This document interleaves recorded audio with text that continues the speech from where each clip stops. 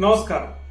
నేను ఇప్పుడు చెప్పబోయే జ్యోతిష్య సూత్రాలు వందలాది మంది జన్మ చార్టుల్లో పరీక్షించాను. పొరపాటును కూడా ఇప్పుడు చెప్పబోయే వాటిని మీరు విస్మరించొద్దు. జన్మజాతక చక్రంలో కుజగ్రహం 6వ భావంలో ఉన్న జన్మజాతక చక్రంలోని 6వ భావంతో ఎలాంటి సంబంధం ఏర్పరిచినా అంతెందుకు 6వ భావం కుజుడు రాశి అయినా సరే జీవితంలో ఎవరికి ఎప్పుడు డబ్బు అప్పుగా ఇవ్వకండి. లేదా జన్మజాతక చక్రంలో 6వ భావాధిపతి 2వ భావంలో అంటే ధనభావంలో ఉంటే అప్పు ఇవ్వడం లేదా తీసుకోవడం లేదా రుణం ఇప్పించడం అంటే విషం తీసుకున్నట్లే.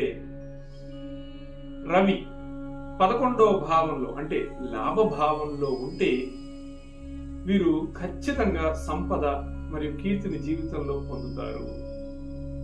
శని లగ్నంతో ఏ విధంగానైనా సంబంధం ఏర్పరచుకుంటే వీరి జీవితంలో సకాలంలో ఏది కూడా జరగదు.